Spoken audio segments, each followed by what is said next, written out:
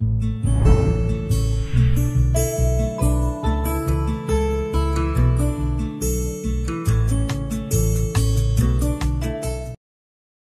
meu amigo, minha amiga, meu irmão, minha irmã, todos bem? Bom, vamos dar continuidade aqui então, né? A apresentar para vocês a minha visão, a minha maneira de enxergar o que está escrito na Bíblia. Por que essa discrepância, né? Por que essa diferença do Deus que o Cristo veio nos apresentar com o Deus que Moisés apresentou ao povo hebreu, né? Para mim, são coisas completamente distintas, como água e óleo, que, além de serem distintos, não se misturam. Lembrando sempre que não é para tirar a sua fé. Não. Se o Senhor de Moisés, você aceita, conforme foi ensinado na sua denominação, que é o mesmo Deus que o Cristo veio apresentar, não tem problema. Pode continuar acreditando. Só que se você continuar até o fim aqui, ó, eu não sei o que vai acontecer com essa sua crença, se realmente é o Criador que o Cristo veio nos mostrar ou é outra coisa. Bom, eu digo a você que é outra coisa, mas não tenha pressa, vá devagar. Eu preciso fazer devagar para que quando apresentar os fatos, você não tenha a mínima dúvida do que será apresentado. Tá certo? Bom, então, o Senhor de Moisés. Nós vimos no vídeo passado alguns itens, né, da ciência em que Moisés foi inserido, e aqui nós vamos continuar mostrando a vocês nesse vídeo no que Moisés foi inserido, né? Mostrando que Moisés não era um homem simples, analfabeto, tão frágil intelectualmente. Não, não, não, não. Moisés, se eu tivesse parado no que ele foi introduzido até o último vídeo, já seria o suficiente para vocês entenderem que Moisés realmente não é esse frágil ser que as denominações tentam mostrar. Mas eu quero mostrar mais coisas para, repetindo, para quando eu apresentar os fatos, você não tenha dúvida. Mas se tiver dúvida, não há problema nenhum também. Vamos lá, porque só é a minha maneira de ver. Vamos lá. Vamos ver na cosmologia e criação do Antigo Egito, de tudo que o Egito absorveu de outras culturas, né? O que eles pensavam e Moisés inserido nisso, tá bom? Cosmologia e criação. O princípio do universo é a formação única de Deus que não se fez do nada, e sim autocriou seus aspectos. Os aspectos de Deus, como dito anteriormente, chamam-se neteru, no singular, neter, no masculino, neterte, no feminino. Tudo vem a início de um líquido infinito cósmico chamado Num. Nu ou Ni, este é o ser subjetivo. Quando esse líquido se autocria e torna-se real, é Atum, o ser objetivo. Essa passagem é semelhante à passagem do inconsciente para consciente do ser humano. Atum criou uma massa única universal que deu origem a uma explosão, porém pré-planejada. Atum também tem o poder de tornar-se a si mesmo, que, segundo os antigos egípcios, é algo muito complicado para um humano, seria uma obra divina. Mas isto é o princípio da Terra. A oração para a transformação de Atum é a seguinte: saudamos a vós, Atum, saudamos a vós, aquele que torna a si mesmo. Vós sois em vosso nome o Altíssimo, vós tornais em vosso nome Kepri, aquele que se torna a si mesmo. Kepri é um nome dado ao primeiro néter da Terra, Ra, o que é outra forma de Atum. Para criar a Terra, Ra deu origem ao sol da manhã.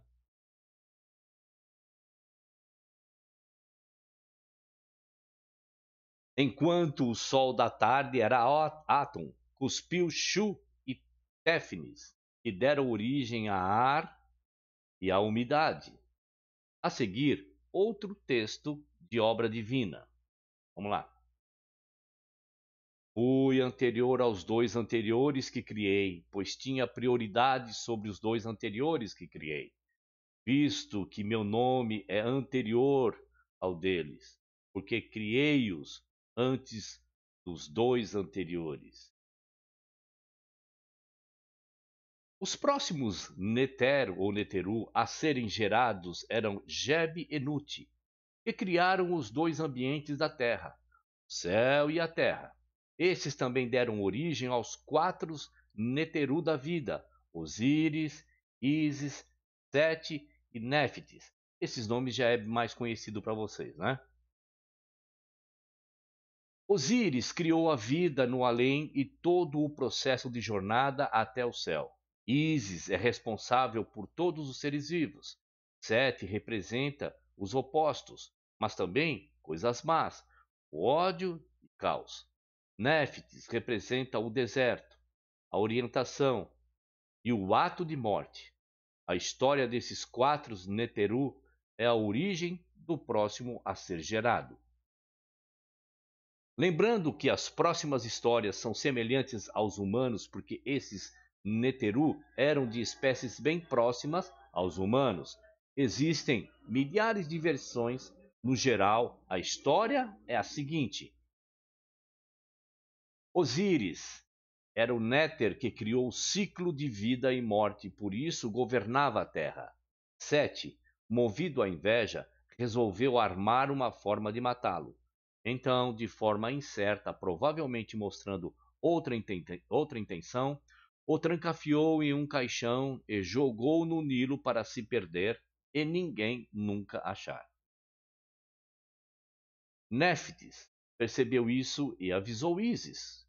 Quando começaram a procurar e encontraram um caixão e recuperaram Osíris. Sete, como era uma forma do mal, esquartejou a forma material de Osíris em 40 pedaços e espalhou-os por todo o deserto e no Nilo. 40 pedaços. 40 dias e 40 noites. 40 anos no deserto. Se retirou 40 dias no deserto.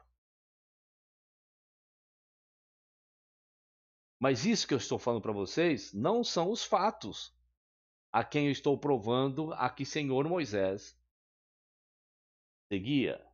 Isso são algumas coincidências só que a gente vê aqui e que estamos acostumados a ver na Bíblia, né? Ísis, depois de muito tempo, conseguiu encontrar todos eles, exceto o pênis, que foi devorado por 3 peixes.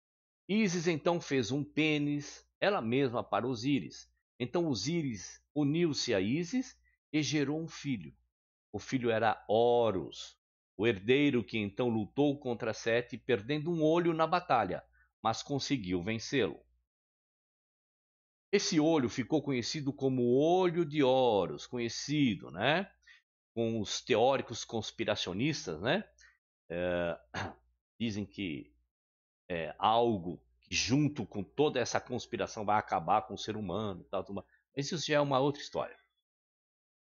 Vamos falar de novo. Esse olho ficou conhecido como o Olho de Horus, que foi reconhecido como símbolo de proteção pelos egípcios. A seguir, uma oração relacionada a isso. Ó benevolente Ísis, que protegeu seu irmão Osíris, que procurou por ele incansavelmente, que atravessou o país enlutada e nunca descansou antes de tê-lo encontrado. Ela, que lhe proporcionou sombra com suas asas, e lhe deu ar com as suas penas, e se alegrou e levou seu irmão para casa.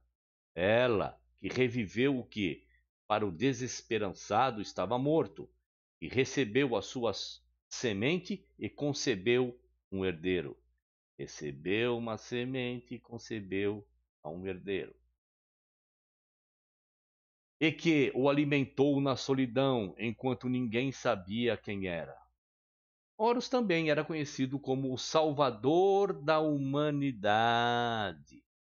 Depois disso, Sete se tornou um Néter menor. Bom, terminamos aqui a segunda parte. Também é curta e nós só vimos um tipo de ciência, né? Cosmologia e criação, onde Moisés foi inserido.